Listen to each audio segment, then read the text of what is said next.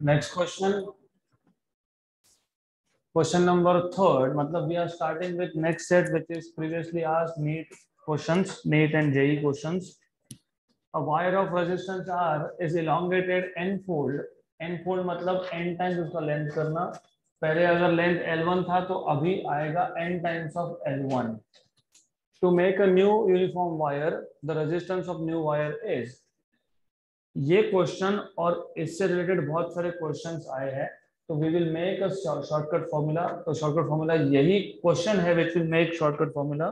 तो answer is B. ये B answer कैसे आता है तो समझ लो. पहले हमारे पास अगर लेंथ था पहले L1 और फाइनल लेंथ कितना हो गया n टाइम्स ऑफ L1, क्योंकि इलोंगेटेड n फोल्ड का मतलब है लेंथ को n टाइम्स इंक्रीज करना. 2 फोल्ड बोला होगा तो 2 टाइम्स इंक्रीज करना, 3 टाइम्स बोला होगा तो 3 टाइम्स इंक्रीज करना. तो n फोल्ड मतलब n टाइम्स इंक्रीज करना. You should know resistance is equal to rho L by A.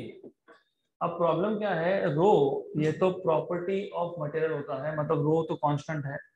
But when you elongate, जब आप वायर के लेंथ को बढ़ाते हो तो उसका एरिया ऑफ क्रॉस सेक्शन कम होता है.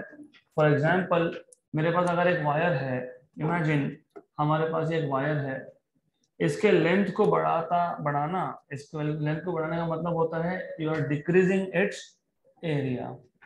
तो ए कांस्टेंट नहीं है और हमारे पास ए का इंफॉर्मेशन भी नहीं है, तो हमको समहाउ ए यहाँ से निकालना पड़ेगा क्योंकि ए के बारे में हमको कुछ पता नहीं. तो what we can do is, अगर हम इस इक्वेशन को L से मल्टीप्लाई और डिवाइड कर दें, वही इक्वेशन है, सिर्फ L से मल्टीप्लाई डिवाइड किया. L से मल्टीप्लाई डिवाइड क्यों किया, क्योंकि area into length is volume. Wire has cylindrical shape, तो area into length is volume of cylinder. तो ये आ गया rho L square by V. जब लेंथ बढ़ रहा था एरिया कम हो रहा था, लेकिन वॉल्यूम तो कांस्टेंट था. वायर का जितना मटेरियल है उतना ही मटेरियल है, तो वॉल्यूम इज कांस्टेंट. तो वॉल्यूम कांस्टेंट और रो भी constant, therefore R is directly proportional to L square since rho and V are constants. तो यहाँ पे स्पेसिफिक रेजिस्टेंस मतलब रेजिस्टिविटी मतलब रो और V कांस्टेंट है, तो resistance is proportional to L square. Therefore, R2 by R1 will be equal to L2 by L1 का square. लेकिन L2 by L1 is n, L2 upon L1 is n. तो यहाँ से आपको मिल गया R2 by R1 equal to n square. n कहाँ से आया, यहाँ से आया n. तो you have L2 by L1 as n. तो R2 क्या आएगा, n स्क्वायर R1. तो ये मिल गया आपको formula. R2 is n square R1. R1 is initial resistance. Initial resistance कितना था, R. तो this is how you are supposed to solve this question. Simple. तो remember this as a formula, क्योंकि इस पे बहुत सारे क्वेश्चंस आए हैं वेरी रिसेंटली. तो एज यू कैन सी ये क्वेश्चन 2017 नीट का क्वेश्चन है, 2017 NEET. Then if you see next question, as I told you 180 ohm, 2013, the resistance of wire is 20 ohm. The resistance of wire R is 20 ohm. It is so straight that the length becomes 3 times. मतलब n की value कितनी, 3, right? L2 is 3 times of L1. तो N2 is 3 times of L1. L2 is 3 times of L1. मैंने अभी भी बताया था, compare करने के लिए हमने क्या लिखा था, हमने इसको लिखा था n. तो L2 is n times of L1 मतलब L2 by L1 which is n, और ये आपको दिया है 3. Then the new resistance is, अभी मैंने बताया, remember this is a formula. R2 is n square R1, 3 square और ये आ गया 20, तो 9 into 20 is 180 ohm. तो if you remember this as a formula, question बहुत फास्ट सॉल्व होगा. Option number B. Next question. Again, same type of question. A wire of certain material is stretched slowly by 10%. 10% increase मतलब what is the length of wire 1.1, तो 10% increase मतलब L1 plus 10% of L1। इसको जब solve करोगे तो ये आ जाएगा L1 plus 10% मतलब 0.1 L1, तो L2 will be equal to 1.1 L1। तो यहाँ से आपको सीधा मिल जाएगा L2 bye L1 equal to 1.1, और मैंने बताया था L2 bye L1 is n, तो 1.1 आ गई वैल्यू n की। तो option number D and question खत्म, क्योंकि आपको पूछा है what is the new resistance and specific resistance. New resistance R2 is n square R1, what is n square 1.1 R1, what is 1.1 square 1.21, और स्पेसिफिक रेजिस्टेंस चेंज नहीं होता क्योंकि वो मटेरियल का प्रॉपर्टी होता है। तो option number D, this is how you are supposed to solve this question. Okay, तो नेक्स्ट क्वेश्चन, रिमेंबर ये जो हमने अभी तक 3 क्वेश्चन सॉल्व किए हैं, all these 3 question are the same type. What was important here is, अगर आप पहला ही क्वेश्चन अच्छे से पढ़ोगे तो इस क्वेश्चन में क्या बोला था, इस क्वेश्चन में बोला था wire is elongated and folds, मतलब सिर्फ चेंज इन लेंथ का इंफॉर्मेशन दिया है, बाकी कुछ नहीं बताया। Change in area, change in radius, change in diameter, nothing, only change in length. अब ऐसा भी हो सकता है कि आपको चेंज इन डायमीटर या रेडियस बताया हो, चेंज ऑफ लेंथ के बारे में कुछ नहीं बोला होगा।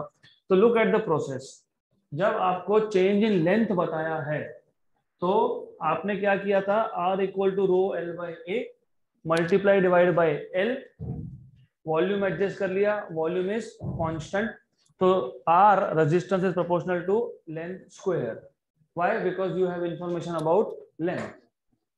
But in the next question, question number 4, when a piece of aluminum wire of finite length मतलब लेंथ कांस्टेंट है, is drawn through a series of dies to reduce its diameter, reduce क्या कर रहे हो, diameter reduce करना मतलब area reduce करना, right, to half of its original value, its resistance will become, तो सेम प्रोसेस है, आपको पता होना चाहिए resistance is equal to rho L by A. इस केस में हमको सिर्फ डायामीटर का इंफॉर्मेशन दिया है, डायामीटर हाफ हो रहा है मतलब एरिया कम होगा, तो एरिया चेंज हो रहा है, this is what you know. मतलब हमको इक्वेशन में क्या नहीं चाहिए, एल नहीं चाहिए। पहला एग्जांपल जो था आज का, उसमें हमारे पास इंफॉर्मेशन था एल का, हमको ए नहीं चाहिए था तो हमने एल से मल्टीप्लाई डिवाइड किया। लुक एट द प्रोसेस, वहां पे बोला था लेंथ इज चेंजिंग, यहाँ पे बोला है diameter is changing. When length is changing you do not have information about area, तो आपको एरिया इक्वेशन में नहीं चाहिए था, इसलिए आपने क्या किया, मल्टीप्लाई डिवाइड बाय एल, ये क्या बन गया, वॉल्यूम। फिर आपने बोला लेंथ बढ़ रहा है लेकिन वॉल्यूम कांस्टेंट रहेगा, राइट। इन दिस केस हमारे पास इंफॉर्मेशन किसका है, डायमीटर, मतलब किसका, एरिया, तो मल्टीप्लाई डिवाइड बाय एरिया, तो ऊपर आ गया V, तो resistance is rho V by a square, but rho and V are constant, therefore resistance is proportional to 1 upon area square, but area itself is proportional to diameter का square, area is pi r square, मतलब pi d by 2 का square, तो pi d square by 4, तो ये आ जाएगा 1 upon d raised to 4। Area is proportional to diameter square, area का square diameter के square का स्क्वायर, डी रेज़ टू 4, तो what will be R2 by R1, R2 by R1 will be D1 by D2 raise to 4। अभी क्या बोला है आपको, diameter क्या किया आपने, हाफ किया, हाफ करने का मतलब क्या, final diameter is initial by 2, तो D1 by D2 is 2, तो D1 by D2 is 2, 2 raised to 4 is 16, so it becomes 16 times, option number B। So by as a rule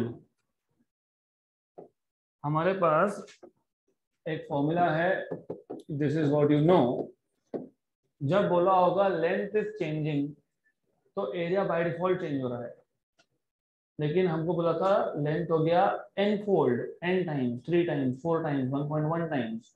area के बारे में या रेडियस के बारे में या डायमीटर के बारे में कुछ भी बताया था क्या, नहीं। मतलब आपके पास इंफॉर्मेशन नहीं था। अब इंफॉर्मेशन नहीं था तो मैं इसको कांस्टेंट तो ट्रीट कर नहीं सकता, क्योंकि लेंथ चेंज होगा तो एरिया चेंज होगा।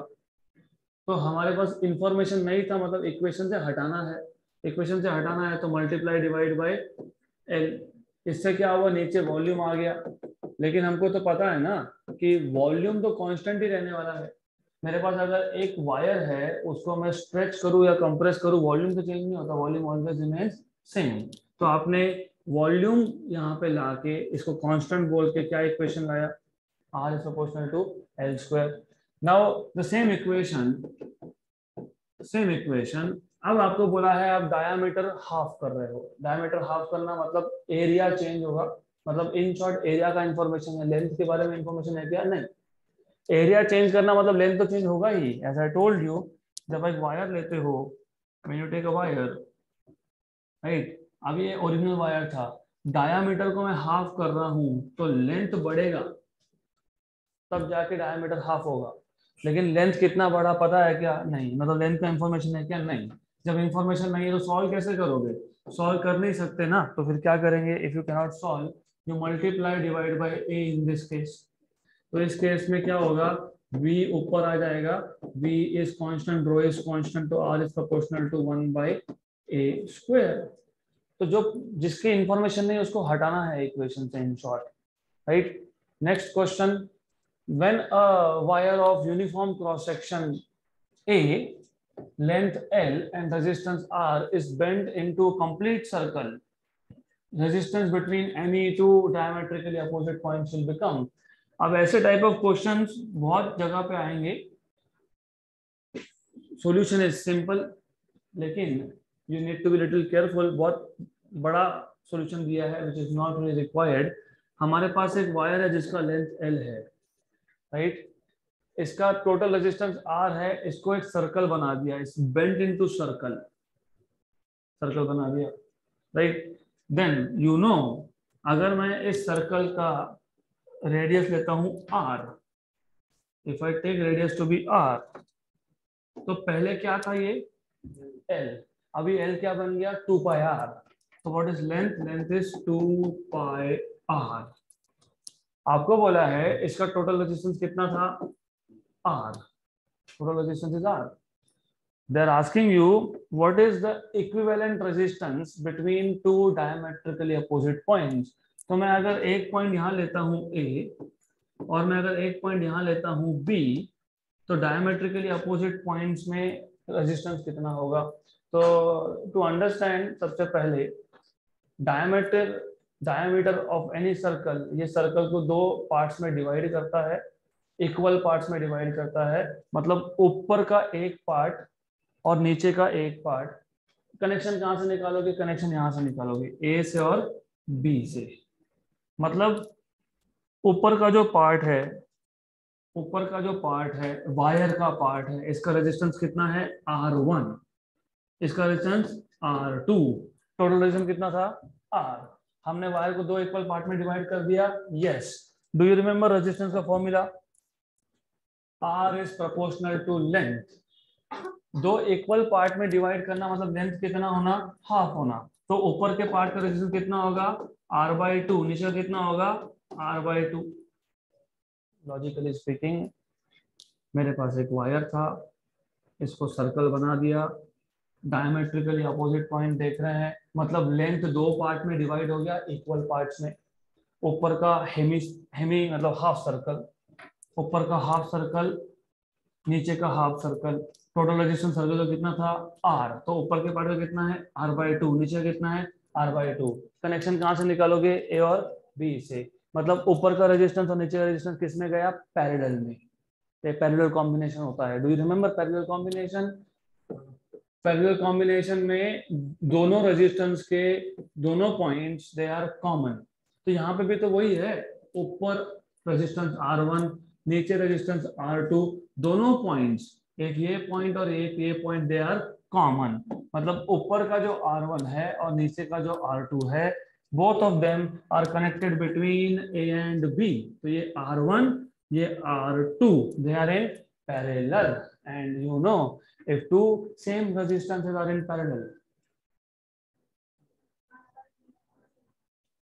r/4। अभी अगर आपको याद नहीं, मैं याद दिला देता हूं, यू मस्ट रिमेंबर दिस। अगर हमारे पास दो सेम रेजिस्टेंस पैरेलल में है तो 1/r प्लस 1/r, मतलब 2/r, ये क्या आ गया, इक्विवेलेंट। तो r इक्विवेलेंट कितना आ गया, r/2, राइट। हमारे पास r था क्या पैरेलल में, नहीं, हमारे पास कौन था, r/2 एंड r/2। तो मैं क्या करता हूं यहाँ पे, r/2 एंड r/2, तो ये कितना आएगा, r/4, correct.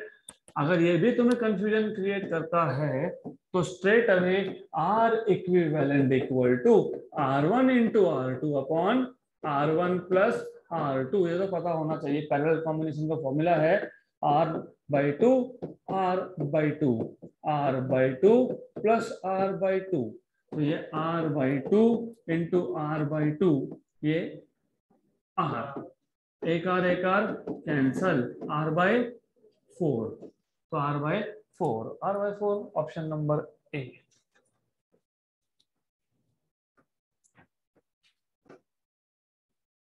Next question, a wire of resistance 12 ohms per meter। ohms per meter मतलब ये रेजिस्टेंस पर यूनिट लेंथ है, इसको हम सिग्मा से डिनोट करते हैं, which is 12 ohm per metre. Is bent to form a complete circle of radius 10 centimetre. Radius is 10 centimetre. Centimetre को metre में कन्वर्ट कर लेंगे, देखते हैं, right. The resistance between its diametrically opposite points as shown in figure is. अभी आपको already पता है, अगर डायमेट्रिकली अपोजिट पॉइंट से अक्रॉस रेजिस्टेंस देखना है तो इक्विवेलेंट रेजिस्टेंस डायरेक्टली r/4, क्योंकि जो ऊपर का हाफ था उसका रेजिस्टेंस बन गया था r/2, where capital R is total resistance of the wire, total resistance of the wire, और नीचे के हाफ का भी हो गया था r/2, तो इक्विवेलेंट आ गया r/4। अगर मुझे r मिल गया तो क्वेश्चन खत्म हो गया। r कैसे फाइंड करोगे, मैंने अभी अभी बताया आपको how to find out r, ठीक है। If you do not remember we can do this simple. First of all you should know, आपको पता होना चाहिए, सिग्मा मतलब रेजिस्टेंस अपॉन लेंथ। तो resistance is sigma into length, लेकिन वायर को आपने किस में बेंड कर दिया, सर्कल में, मतलब लेंथ को आपने क्या बना दिया, 2πr बना दिया। What is sigma, 12। What is r, 10 centimetre. Centimetre को मीटर में कन्वर्ट करोगे तो 10 पावर -2, तो 10 इंटू 10 पावर -2 मतलब 10 पावर -1, करेक्ट। ये आ गया 24 पाई इंटू 10 पावर -1, ये मिल गया आपको r। But equivalent resistance, but r equivalent कितना है, r/4 है। हमारे पास r कितना आया, 24 pi into 10 power -1 upon 4, 1 and 6 into 10 power -1 is 0.6, तो 0.6 पाई, ऑप्शन नंबर ए।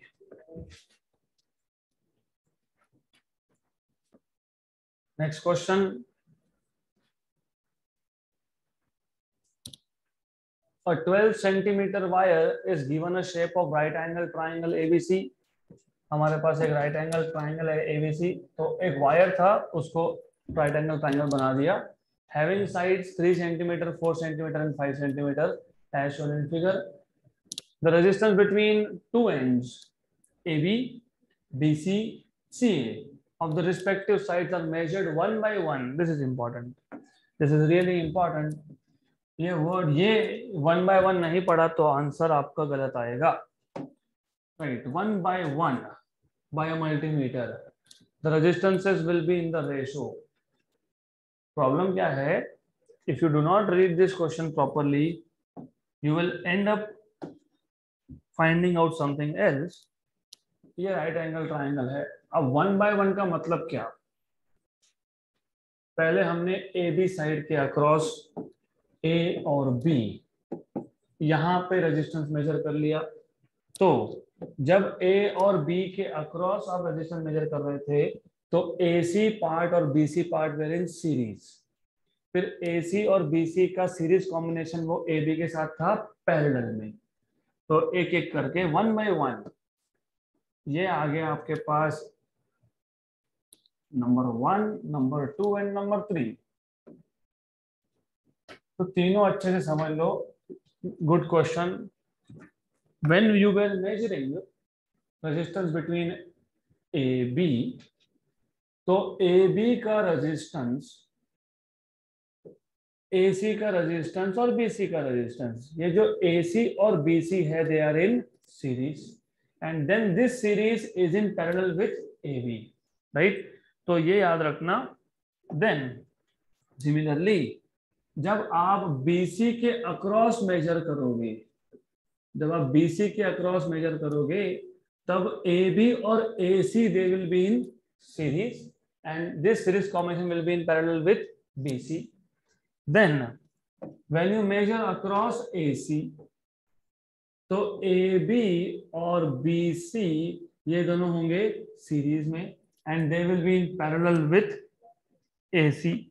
तो ये तीन अलग अलग केसेस के पहले आपको रेजिस्टेंसेस फाइंड करने पड़ेंगे। अब रेजिस्टेंस फाइंड करेंगे कैसे? Resistance is rho L by A। ना हमको रो दिया है ना हमको A दिया है, हमको दिया है L, राइट। लेकिन आपको बोला है अ वायर, राइट। अ मतलब सिंगल वायर, सिंगल वायर मतलब उसका एरिया सब जगह पे सेम है। जितना area of cross section A B पे है उतना ही BC पे है, उतना ही AC पे है। विच मीन्स कि ये जो फॉर्मूला था इसमें A कांस्टेंट और अ वायर मतलब सेम वायर सेम मटेरियल मतलब रो भी कांस्टेंट, मतलब resistance is proportional to length. ये यूज करना है, resistance is proportional to length.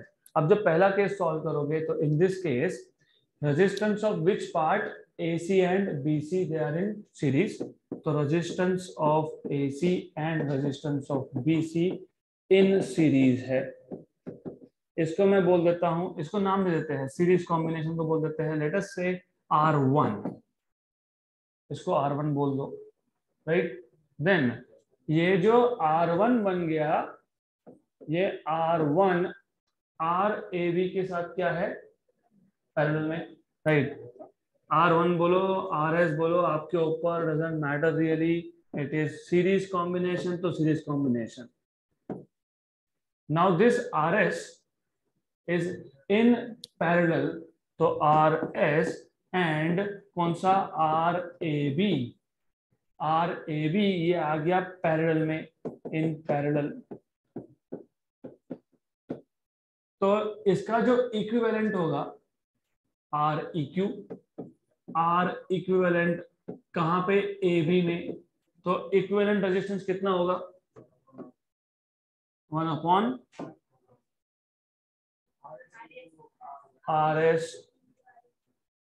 Okay ठीक, वेट अ मिनट, फाइन। तो you need to first of all know, ऐसे केसेस में एक जनरल फॉर्मूला बनाना पड़ता है जिसमें आप डायरेक्टली वैल्यू सब्स्टिट्यूट कर सकते हो। तो wait, what is series combination? RAC plus RBC, right. Confusion create नहीं होना चाहिए, इसके लिए नोटेशन अच्छे से यूज करना। अगर आपको ये नोटेशन में कंफ्यूजन हो रहा है तो नोटेशन चेंज कर लो। मैं सिंपल कर देता हूँ notation. What we will do is, ये जो AB साइड है, बी केयरफुल, ये इंपॉर्टेंट क्वेश्चन है, this is really important question. तो यहाँ पे you do not have to make any mistakes. इसको बोल देता हूँ मैं R1, इसको बोल देता हूँ R2, इसको बोल देता हूँ R3। तो ये क्या आ गया? सीरीज क्या आ गया? R2 plus R3। ये R2 प्लस R3 किसके साथ पैरेलल में है? R1। तो what is RAB then? R1 into R2 plus R3 upon R1 plus R2 plus R3। याद है ना? पैरेलल कॉम्बिनेशन अभी भी लिखा था यहाँ पे पैरेलल कॉम्बिनेशन का फॉर्मूला कहीं तो हियर, पहला रेजिस्टेंस दूसरा रेजिस्टेंस अपॉन पहला प्लस दूसरा। पहला रेजिस्टेंस R1, दूसरा R2 प्लस R3, दोनों का मल्टीप्लीकेशन और नीचे इन दोनों का एडिशन, तो R1 plus R2 plus R3। But do you remember resistance is proportional to length. तो हमको R1 की वैल्यू पता है क्या? नहीं, लेकिन क्या पता है? Resistance is proportional to length. तो R1 किसका रेजिस्टेंस था, AB साइड का।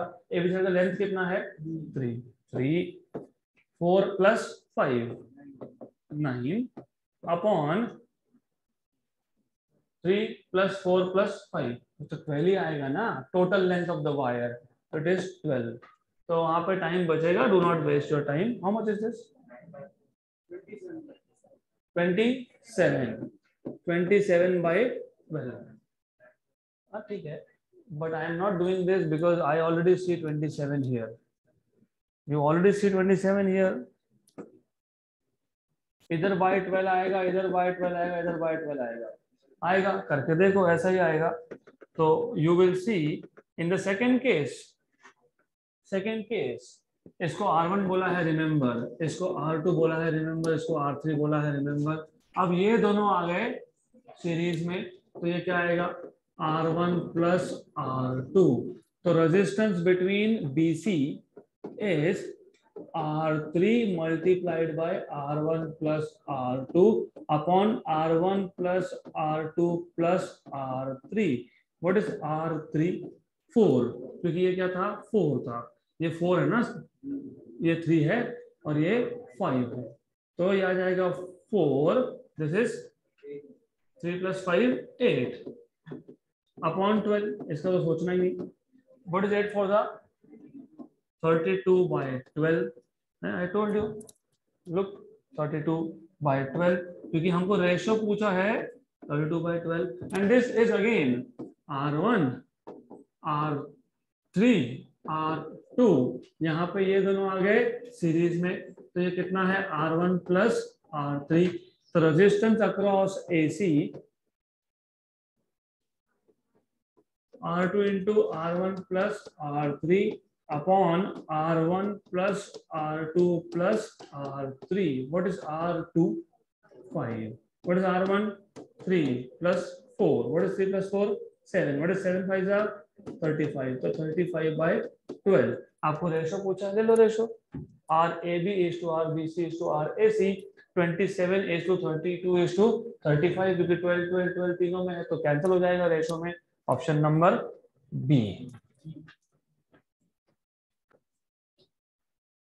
So such questions also you will see, एक सर्कल के लिए भी देते हैं ऐसे क्वेश्चंस, तो we will also solve such questions later। तो सर्कल के जो क्वेश्चंस होते हैं, I will just tell you what they will give you and I'll tell you hint। तो ऐसा है, they will give you for example, एक हमारे पास वायर है जिसका हमने सर्कल बना दिया, then you split up this circle into 2 parts such that यहाँ पे एक एंगल बना 30 डिग्री का। तो अगर ये 30 है तो ये ओवरऑल 330 है, क्योंकि टोटल एंगल इज 360। फिर टोटल रेजिस्टेंस आपको पूछेंगे, बताएंगे total resistance is 36 ohm, total resistance 36 ohm. फिर बोलेंगे what is equivalent between A and B. तो you should know first of all there is a trick. अभी बहुत सारे बुक्स में 15 स्टेप सॉल्यूशन है, 15 step. You don't have to do that, simple सा trick है। आपको सिर्फ ये देखना है कि R1 रेजिस्टेंस कितना आएगा, it is proportional to angle.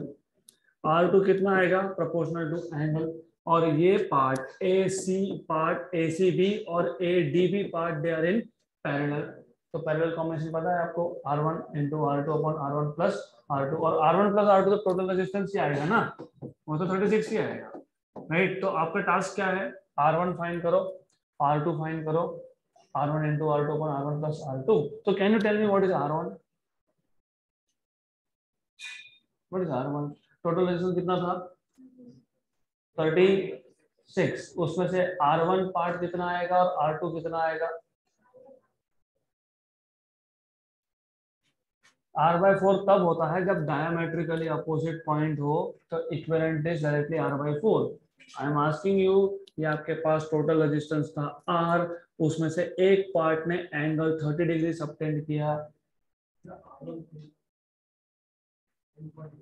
10.8।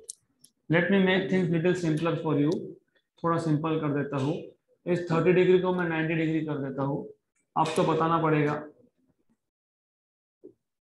अगर ये 90 हो गया तो बचा हुआ कितना 270।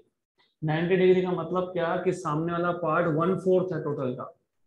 1/4 मतलब टोटल टोटल का 1/4, टोटल कितना है 36। 36 का 1/4 कितना होता है 9 ओहम। तो ये 9 ओहम है। बचा हुआ कितना होगा, टोटल कितना था 36। 36 में एक पार्ट कितना है 9, तो बचा हुआ कितना है 27। करेक्ट। तो 27 plus 9 is 36. So what is equivalent R1 into R2 upon R1 plus R2? What is R1? 9. What is this? 27 upon 1 and 4 का 27/4। खत्म क्वेश्चन।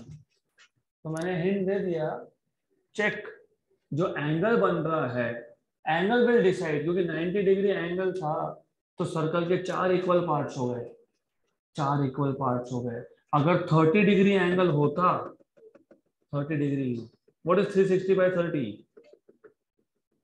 What is 360/30? हाँ 12। तो अगर मैं 30 डिग्री एंगल बनाता हूँ, 30 डिग्री एंगल बनाता हूँ, तो ये जो सामने का पार्ट है 90 डिग्री बना तो सामने का पार्ट कितना 1/4। तो 30 डिग्री बना तो टोटल का कितना पार्ट, कितना 1/12 ना। अरे 360/30 करना है, 360/30 कितना 1/12। तो R1 will B 1/12 of total, मतलब 36/12 मतलब कितना 3। अगर ये 3 है, टोटल का 3 है, तो बचा हुआ कितना होगा 33। तो 33, तो सब्स्टिट्यूट करो, सॉल्व करो। R1 into R2 upon R1 plus R2, this is equivalent between A and B। तो R1 कितना 3, ये कितना 33 अपॉन कितना 36, 1 and 12 33/12। खत्म question, right. if this angle is 60 degree, if this is 60, this is 360। what is 360/60? 360/60 1/6। तो R1 will be R/6, R/6। what is R? 36, 36/6 कितना 6। तो बचा हुआ कितना 30, करेक्ट 30। तो 6 into 30 अपॉन 6 plus 30 मतलब 36, 1 and 6 1 and 5 ohm is equivalent resistance. तो हमने ये 3 क्वेश्चन नीट में आए थे सेम वैल्यूज के साथ, तो 3 क्वेश्चन सॉल्व हो गए। These are the values that are given to you, 30 degree, 60 degree and 90 degree. तो ऐसा क्वेश्चन सॉल्व कर सकते हो। Next question, 2 rods are joined end to end। joined end to end, end to end का meaning क्या होता है series में। तो you have 2 rods which are joined end to end as shown, both have a cross sectional area of 0.01 centimeter square। दोनों का cross sectional area same है और वो एरिया है 0.01 मतलब कितना 10⁻²। तो 0.01 मतलब 10⁻² सेंटीमीटर स्क्वायर को मीटर स्क्वायर में कन्वर्ट करोगे तो 10⁻⁴। तो total area in metre square कितना है 10⁻�6 मीटर स्क्वायर, दोनों का, कॉपर का और आयरन का। ईच इज 1 मीटर लॉन्ग, दोनों का लेंथ भी सेम है। तो area of copper and area of iron rod same, length of copper and length of iron rod is also same, 1 meter। one rod is of copper with resistivity 1.7 into 10⁻�6। तो copper का जो resistivity है वो है 1.7 into 10⁻�6 SI unit, SI unit ना, ohm centimetre is SI unit, right. Ohm centimetre, centimetre को metre में convert करोगे तो 10⁻², ये ऊपर जाके क्या होगा -4। तो this is in total 1.7 into 10⁻⁴ ohm per metre, right. The other is of iron with a resistivity of 10⁻⁵ ohm per centimeter। The resistivity of iron is 10⁻⁵, ohm पर सेंटीमीटर, उसको मीटर में कन्वर्ट करेंगे तो 10 पावर -2 मतलब 10 power -3 ohm per metre. यहाँ पे 10 power -4 है, यहाँ पे 10 पावर -3 है, तो एडजस्टमेंट कर लो। 10 इंटू 10 पावर -2 ओहम मीटर, ठीक है। We will convert this into ohm metre then. तो what is the difference between these two, क्या आएगा? 10 पावर माइनस माइनस, अरे नीचे -2 की जगह ऊपर -2 तो कितना? तो ओहम मीटर। यहाँ पे कितना? -6 और -2, तो ये कितना आएगा? -8। मल्टीप्लाई करोगे इंस्टेड ऑफ डिवाइडिंग तो -8। यहाँ पे -8 लाना तो क्या करोगे? 10 इंटू 10 पावर -8 ओहम मीटर। सिर्फ मैंने 10 के पावर सेम कर लिए, क्यों? क्योंकि सीरीज कॉम्बिनेशन में रेजिस्टेंस क्या क्या होता है? एडिशन। एडिशन में कॉमन फैक्टर्स क्या निकालते हो? बाहर, राइट? तो अब how much voltage is required to produce a current of 1 ampere? इसमें, इस सर्किट में आपको 1 एम्पियर करंट चाहिए, मतलब आई की वैल्यू कितनी चाहिए? 1 एम्पियर। तो वोल्टेज वी की वैल्यू क्या होगी? What is ohm's law? V equal to I R. R क्या? Equivalent. What is R equivalent? Resistance of copper plus resistance of iron. क्योंकि यहाँ पे जो कॉपर रॉड है उसका रेजिस्टेंस होगा और जो आयरन रॉड है उसका भी रेजिस्टेंस होगा, and both are connected in series. तो दीज आर इन सीरीज। तो सीरीज में क्या होता है? एडिशन। अब सीरीज में एडिशन होता है, हमको रेजिस्टेंस की वैल्यू पता है क्या? No, but can you find out? Yes. कैसे? Rho L by A. तो this is equal to I rho L by A. लेकिन रो किसका? कॉपर का। एल किसका? कॉपर का। ए किसका? कॉपर का। लेकिन वो तो सेम था, सेम था, तो मैं लिखने नहीं वाला, मैं इसको सिर्फ एल बोल दूंगा। It is L. तो यहाँ पे rho iron L by A, तो कॉमन निकाल लो एल बाय ए को। तो this is I L by A rho copper plus rho iron I L by A. Put values. What is value of current? 1 ampere. What is length? What is length? 1 meter. 1 ही बोला है ना? 1 and 1. A कितना है? 10 power -6. 10 power -6. What is rho copper? 1.7 into 10 power -8 plus what is this? 10 into 10 power -8। तो ये आ जाएगा आपका 10 power -8 common. 1.7 plus 10 is 11.7 into 10 power -8 और 10 पावर -6 ऊपर आके प्लस हो गया, तो कितना आ गया? 1.7 इंटू 10 पावर -2 मतलब कितना हो गया? 0.117। तो होना चाहिए ऑप्शन नंबर डी।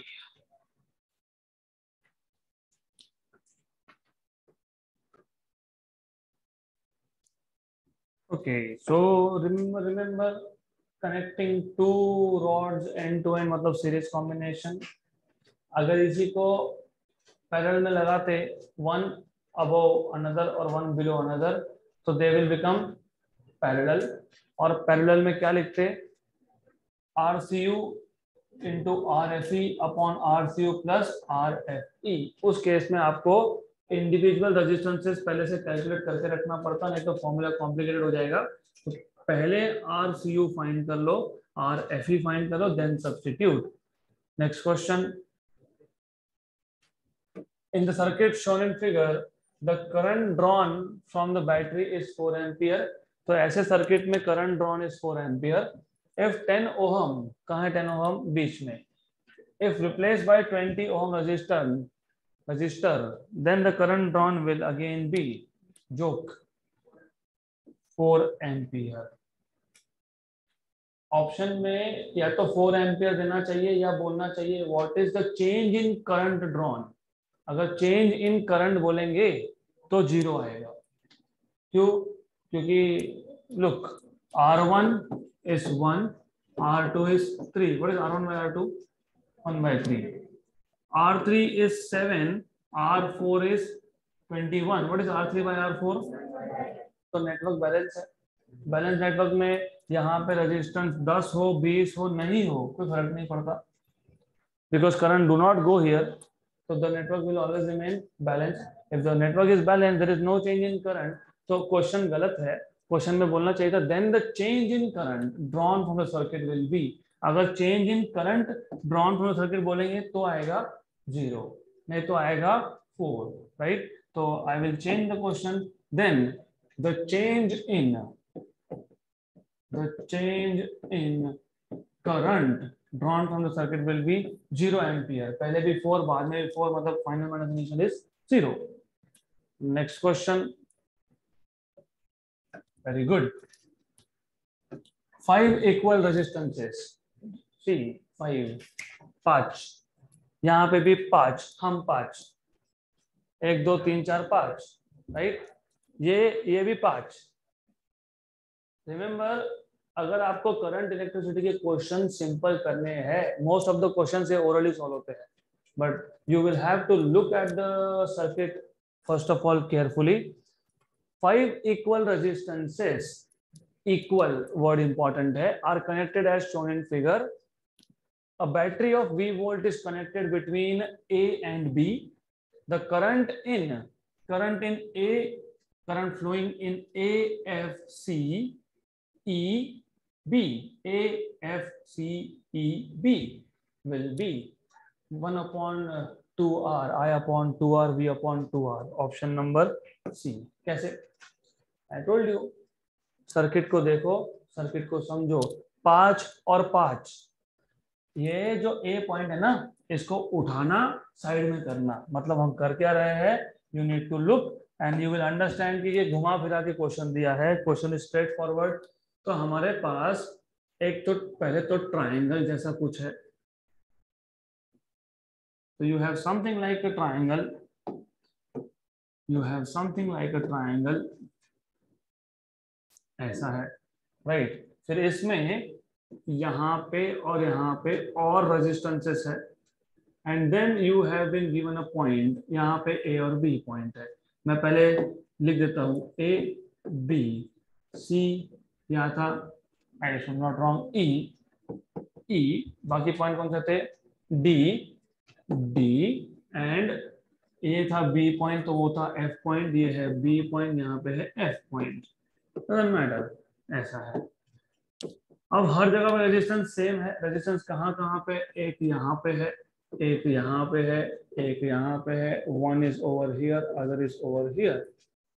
अब ये जो ए पॉइंट है, इस ए पॉइंट को अच्छे से देख लेना. ये अगर एक बार ये समझ में आ गया तो करंट इलेक्ट्रिसिटी के 90% क्वेश्चन सर्किट के ओरली सॉल्व होते हैं. इस ए को उठाओ, बाहर करो. ए को उठा के बाहर की तरफ मूव करने का मतलब क्या? ए को उठा के बाहर की तरफ मूव करने का मतलब ए पॉइंट यहाँ आ गया, ये ए पॉइंट आ गया, ऐसा. तो here you have a point over here, A point. ये कौन सा था? एफ था. यहाँ पे रेजिस्टेंस था आर, ये रेजिस्टेंस था आर, और बी पॉइंट को उठा के बाहर कर दो, ये हो गया बी पॉइंट, राइट? तो ए और B, Wheatstone network, this is Wheatstone network, और वो भी बैलेंस नेटवर्क है. तो ये हो गया आपका R1, ये हो गया आपका R2. यहाँ पे इसको अपोजिट होता है R3, ये होता है R4. तो R1 by R2 is 1:1, R3 by R4 is 1:1. मतलब ये बीच का इररिलेवेंट है, हमारे काम का नहीं है. तो इसका मतलब अब ये जो सर्किट होगा ये मॉडिफाई कैसे होगा?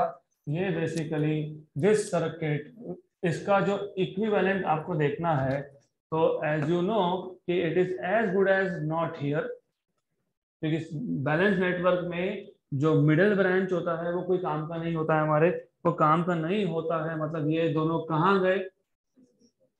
ये दोनों कहाँ गए? सीरीज में. मतलब यहाँ रेजिस्टेंस कितना हुआ? यहाँ कितना हुआ? 2R. करेक्ट. ज्यादा सोचने का काम ही नहीं है. यहाँ से जो करंट आ रहा था वो यहाँ पे जाएगा I1 और यहाँ जाएगा I2, लेकिन ऊपर रेजिस्टेंस 2R, नीचे रेजिस्टेंस 2R, तो करंट का इक्वल स्प्लिटिंग होता है। दो रास्ते हैं, दोनों रास्ते इक्वली खराब है, दो रास्ते हैं दोनों इक्वली खराब है, तो हमारे को क्या फर्क पड़ता है, यहाँ से जाओ यहाँ से जाओ, तो इक्वल ट्रैफिक विल गो, तो I1 and I2 will be same, I/2 क्या आएगा करंट, I/2, राइट। हमको क्या पूछा है, क्या पूछा है, I पूछा है ना, तो I कैसे फाइंड करते हो, मैंने बता दिया, V/2R आएगा। कैसे फाइंड करते हो, V equal to IR, V equal to IR, correct. R कौन,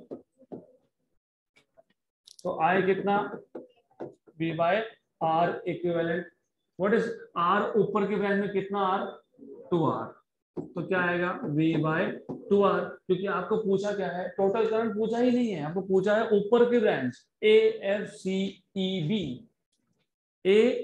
AFCEB, तो कितना करंट जाएगा V/2R, V/2R, ये टोटल करंट है I, टोटल पूछा है क्या, टोटल पूछा होता तो कितना होता V/R, क्यों V/R, 2R और 2R पैरेलल में, इक्विवेलेंट कितना, वापस ध्यान दो, ये पहला सर्किट, इसको उठा के बाहर रखा, हमको क्या समझ में आया, ये कौन है, व्हीटस्टोन्स नेटवर्क है, कौन से कंडीशन में है, बैलेंस कंडीशन में है, बैलेंस कंडीशन में तो बीच के आर को निकाल दो, काम का नहीं है। फिर ऊपर कितना आया 2R, नीचे कितना आया 2R, हमको करंट पूछा है AFCEB, मतलब हमको ऑलरेडी पूछा है ऊपर की ब्रांच का करंट, तो ऊपर की ब्रांच का करंट ओहम्स लॉ क्या बताता है हमको, V इक्वल टू IR, तो V इक्वल टू IR, ठीक है। ऊपर की ब्रांच में R, ऊपर की ब्रांच में R कितना है, कितना है 2R, तो फिर मैं आगे में क्या लिखूंगा 2R, तो V/2R। अगर पूछा तो टोटल करंट बताओ, तो टोटल करंट बताते, अगर टोटल करंट बताना होता तो ये 2R और ये 2R they are in parallel.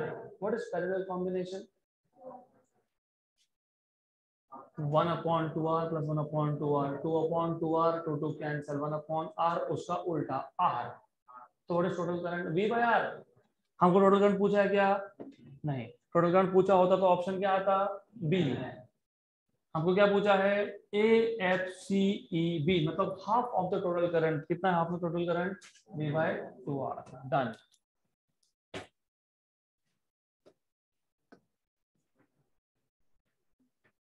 I hope you are understanding everything. Next question. Next question. If power dissipated in the 9 ohm resistor, 9 ohm resistor यहाँ पे है, in the circuit shown is 36 watt. So power dissipated is 36 watt across this 9 ohm resistor. The potential difference across 2 ohm resistor is, potential difference मतलब drop of potential मतलब IR, तो आपको यहाँ पे find करना है what is drop of potential, तो I into R, R तो पता है 2, अगर हमको टोटल करंट मिल गया तो क्वेश्चन सॉल्व हो जाएगा। तो total current in the circuit, पहले तो करंट यहाँ से आएगा, ये जंक्शन पॉइंट पे it will split, it will go through 9 and 6, again it will meet here and will go through 2 ohm resistor. तो अब करंट आपको फाइंड करना है, करंट फाइंड करने के लिए V equal to IR, I equal to V/R, पर V पता नहीं, V पता नहीं तो डायरेक्टली करंट की वैल्यू मिलेगी नहीं, तो अगर आपको करंट की वैल्यू फाइंड करनी है तो आपको कुछ और सोचना पड़ेगा। What you can do is, हमको एक इंफॉर्मेशन दिया है पावर डिसिपेटेड का, लेट अस से ये करंट I1 है, ये करंट I2 है और टोटल करंट है I, राइट। तो पावर डिसिपेटेड का फॉर्मूला आपको पता होना चाहिए, I² by, you know power dissipated के 3 फॉर्मूला है, power dissipated is V into I, V² by R, या तो I² R, so you have 3 formulas for power dissipated. Power dissipated is I² R, V² by R, या तो V into I। यहाँ पे current I1 था, resistance 9 था, power की value 36 है, तो यहाँ से आपको मिल जाएगा I1², how much is this 9 1 and 4 का, तो I1 कितना आ गया 2 एम्पियर। अगर आपको I2 भी मिल जाता है तो I1 plus I2 is total current I, तो ये टोटल करंट I था। तो if you are able to find out, अगर आपको I1 की वैल्यू पता है, अब I2 मिल गया तो आपको टोटल करंट I मिल जाएगा। What is I1 plus I2। तो अब यू हैव टू थिंक, हमने पहले ये देखा कि जो गिवन इंफॉर्मेशन थी पावर की, वहां से I1 मिला गया, yes. Can you find out I2? You know what is drop of potential across two resistances in parallel? Same. इसका मतलब potential drop across 9 ohm is equal to potential drop across 6 ohm, क्योंकि ये दोनों किस में है, पैरेलल में। Potential drop is IR, I1 into resistance is 9, I2 into resistance is 6। I1 ये आ गया, ये 2 ये आ गया है 3। I1 की वैल्यू कितनी है 2, तो 2 into 3 और 2I2 कैंसल एंड कैंसल, तो व्हाट इज I2 3 एम्पियर। तो what is total current 5 ampere. I1 plus I2 कितना आ गया, ये 2 प्लस 3 मतलब कितना 5। Therefore drop of potential across 2 ohm is total current into resistance across 2 ohm।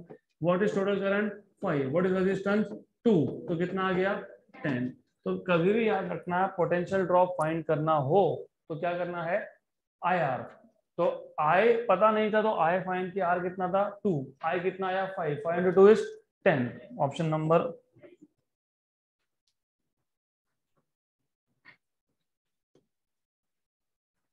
Okay, so before we move ahead to next question, एक important trick है to solve network, क्योंकि शायद उस क्वेश्चन तक हम जा नहीं पाए, तो you just need to know there is a trick. For example, हमारे पास एक सर्कल है एंड यू नो कि in this case let us say यहाँ पे डायामीटर है, both diameters are intersecting at a point, at some point then you have resistances over here। यहाँ पे रेजिस्टेंस, यहाँ पे भी रेजिस्टेंस, यहाँ पे रेजिस्टेंस है, यहाँ रेजिस्टेंस है, here also you have resistances। आपको बोला है A पॉइंट और B पॉइंट में what is the equivalent resistance। तो ऐसे क्वेश्चन को सॉल्व कैसे करते हैं, सबसे पहले you need to understand, I call it as break point method. Circuit को कहीं तो ब्रेक करना पड़ेगा, somewhere you have to cut it down। तो पहले ढूंढो कि कहां पे कट करने से एक भी रेजिस्टेंस सर्किट के बाहर नहीं जाएगा। You have to find a point जहां पे आपने कट किया तो सारे के सारे कंपोनेंट सर्किट में ही रहेंगे। अगर मैं यहाँ पे कट करता हूं तो नहीं चलेगा, because you cut this, cut कर दिया तो पाथ ब्रेक हो गया, मतलब one component is going out, नहीं चलेगा, मतलब सर्कमफरेंस पे नहीं हो सकता। If I cut it here तो ये पार्ट ऊपर चले गया, right, this part goes up there, मतलब ये ऐसा बन जाएगा, यहाँ रेजिस्टेंस और यहाँ पे भी रेजिस्टेंस, तो ये दोनों सीरीज में, ये पैरेलल में, तो ये दोनों सीरीज में और ये पैरेलल में, ये सब मिला के एक रेजिस्टेंस हो गया। ये एक, ये दो, ये तीन, ये सीरीज में आ गए, मतलब ये टोटल 3 आ गए आपके पास सीरीज में, राइट, ये सब सीरीज में आ गया। ये ओपन किया था, इसको साइड में शिफ्ट कर लिया था, तो ये रेजिस्टेंस दोनों सीरीज में और इसके साथ पैरेलल में, तो ओवरऑल ऊपर आपके पास एक रेजिस्टेंस बन गया, नीचे आपके पास एक बन गया, और ये दोनों आ गए पैरेलल में वापस से। तो याद रखना, ये जो मेथड है it is going to help you out a lot. तो जब आपको सर्किट्स को सिंप्लीफाई करना होता है, यू आर बीइंग आस्क्ड कि what is the resistance between A and B, तो अब कौन सा सीरीज में कौन सा पैरेलल में समझ में नहीं आएगा यहाँ पे, तो वो समझने के लिए पहले सर्किट को कहाँ पे हम लोग ब्रेक कर सकते हैं without any component going out from the circuit. तो यहाँ पे अगर मैंने कट किया होता तो cutting it here will mean, अगर मैंने सेंटर पे कट किया होता इसको तो इट वुड हैव मेंट, इसका मतलब ये था कि ये थोड़ा सा मॉडिफिकेशन होगा।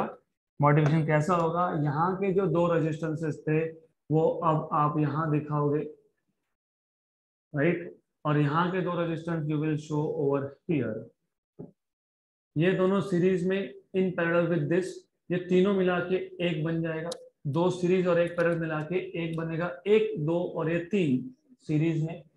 यहाँ पे भी ये दोनों सीरीज में और एक पैरेलल में, तो ये तीन मिला के एक बन गया, वन, और बाकी के तीन, राइट, ये तीन क्या थे, सीरीज कॉम्बिनेशन, ये तीन थे सीरीज कॉम्बिनेशन। तो ये एक बन गया, ये तीन मिला के एक बन गया, इसको बोलता हूँ R2, इसको बोलता हूँ R1। तो R1 और R2 आर इन पैरेलल। तो ये ट्रिक याद रखना, हम वहां तक पहुंचे तो ठीक, लेकिन एग्जाम में तो मैं पूछने वाला हूँ।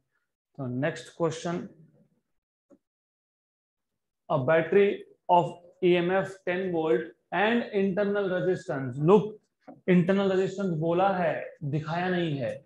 हमारे पास बैटरी है जिसका वोल्टेज है 10 वोल्ट एंड इंटरनल रेजिस्टेंस। जानबूझ के आपको डायग्राम में इंटरनल रेजिस्टेंस दिखाया नहीं है, so that while doing calculation आप इंटरनल रेजिस्टेंस लोगे ही नहीं, आप सिर्फ कैपिटल R लोगे, खत्म। Is connected to resistor as shown in figure. If the current in the circuit is 0.5 ampere, then the resistance of the resistor is। बहुत सारे बुक्स में कॉम्प्लिकेट करके रखा है, अप्लाई किरचॉफ्स वोल्टेज लॉ। जरूरत क्या है, what is V? I R। R कौन, इक्विवेलेंट। कौन कौन सा R है, स्मॉल r और कैपिटल R, करेक्ट हो गया। What is V? 10। What is I? 0.5। What is small r? 3, correct. ये हो जाएगा 1 एंड 20 सा, क्योंकि 0.5 था, 1 एंड 20 सा, राइट। तो 20 माइनस 3, तो R कितना आ गया, 17 ohm. Option number B.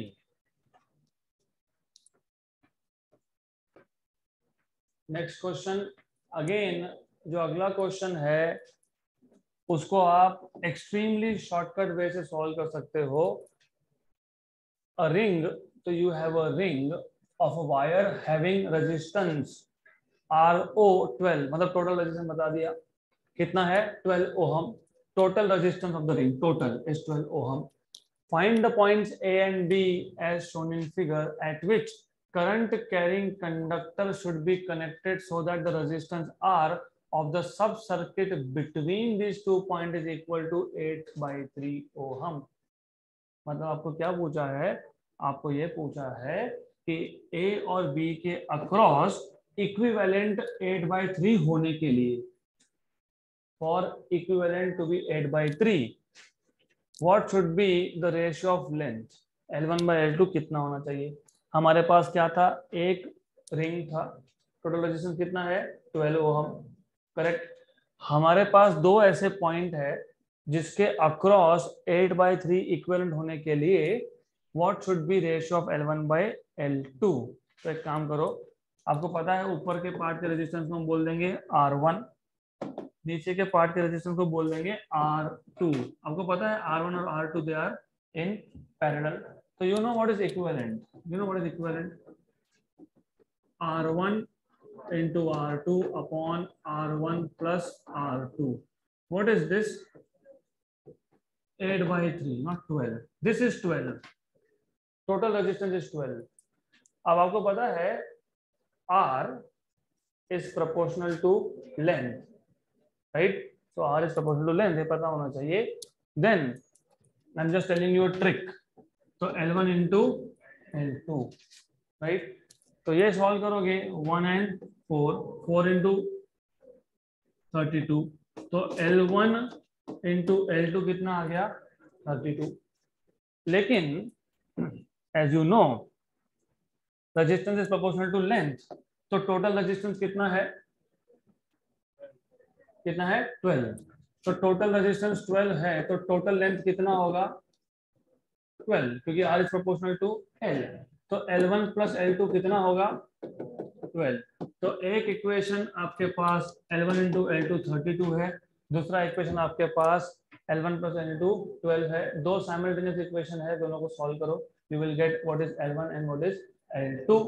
Correct, and then take ratio of it. ये मेथड नंबर 1 है, तो ये मेथड नंबर 1 है। This is how you are suppose to solve this. Method number 2 भी एग्जिस्ट करता है।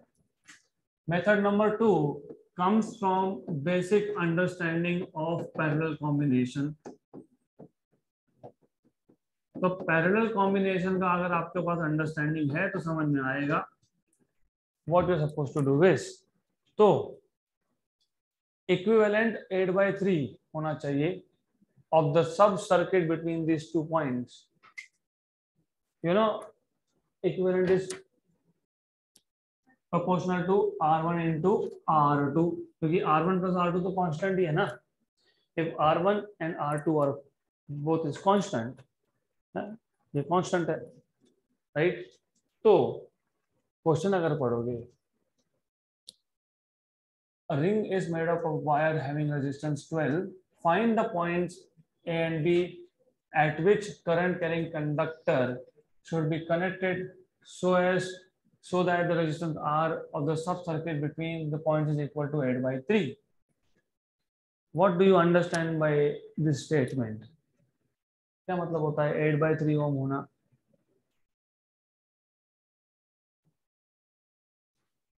एट बाई थ्री का मतलब क्या?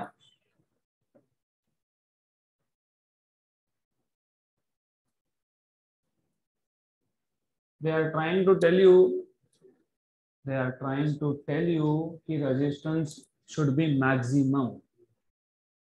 Parallel combination में when you connect two resistors in parallel, you are actually decreasing the resistance, effective resistance decrease कर रहे हो। Parallel combination में क्या होता है? resistance decrease होता है। अगर ये point मैं यहाँ पे लेता, if I take these 2 points diametrically opposite, तो 6 ohm and 6 ohm, what is parallel combination? 6 into 6 upon 6 plus 6, 3, तो it is 3, right? Then ये जो 2 पॉइंट्स है, इन दोनों पॉइंट्स में 8/3 होने के लिए you should divide this such that, मैं मेथड 2 बता रहा हूँ, नहीं समझ में आया तो छोड़ दो, लेकिन मेथड 2 पता होगा तो इजी होगा। इन 2 पॉइंट्स में रेजिस्टेंस मिनिमम होने के लिए, क्योंकि यहाँ पे कनेक्ट किया था तो कितना आया था? 3। 8/3 क्या होता है? Less than 3, right? Less than 3 होता है। तो ए और बी में मिनिमम या मैक्सिमम होने के लिए सब सर्किट, मतलब बेसिकली इक्विवेलेंट ऊपर के पार्ट और नीचे के पार्ट का मिनिमम या मैक्सिमम होने के लिए 2 पॉइंट ऐसे, मैं मैक्सिमम का केस ले रहा हूँ, 2 पॉइंट ऐसे कहाँ पे होंगे, कितने लेंथ रेशो पे होंगे? तो यू सी ग्रेविटेशन में भी क्वेश्चन था, R1 into R2, अगर रेजिस्टेंस को मैक्सिमम होना है तो R1 into R2 को क्या होना है? मैक्सिमम। तो मैं ऐसा करता हूँ R1 and R2, remember R1 is proportional to L1 and R2 is proportional to L2, right? तो टोटल लेंथ कितना? 12। 12 को डिवाइड कैसे करोगे? 1 and 11, राइट? Then 2 and 10, 3 and 9, what is 3 into 9? कितना? 27. Then you have 4 and 8, what is 4 and 8? 32, right? 1 and 11 is 11, 2 and 10 is 20, 27, 32, वापस आ गए 5 and 7, कितना? 35. Then further you go 6 and 6, 36, right? And again repeat होगा, अब आएगा 7 and 5, how much? 35. Now it starts repeating. Then हमारे पास एक इक्वेशन था L1 into L2 कितना था? कहाँ आ रहा है? 4 and 8, 4 and 8, तो you are getting it at 4 and 8, right? इसका मतलब L1 into L2 32 होने के लिए एक को 4 होना है और दूसरे को 8 होना है, तो रेशो कितना? Option number D. तो अभी साइमल्टेनियस इक्वेशन सॉल्व करने हैं, आपकी मर्जी, अगर ऐसा करना है तो this is also fine, you can just do it this way. तो मेथड 2 में यहाँ ध्यान रखो, मेथड 2 में हम लोग साइमल्टेनियस इक्वेशन पे जा ही नहीं रहे हैं। एक मिल गया ना L1 इंटू L2, तो 12 को डिवाइड कैसे करोगे? 1 11 होता है क्या प्रोडक्ट? 32 नहीं, 2 10 20 9 3 27 8 and 4 4 and 8 4 and 8 मतलब 32, मतलब L1 कितना 4, L2 कितना 8, L1 अपॉन L2 कितना 1/2। नहीं तो फिर सॉल्व करो, आपकी मर्जी। तो you have option number D. So that's it for today.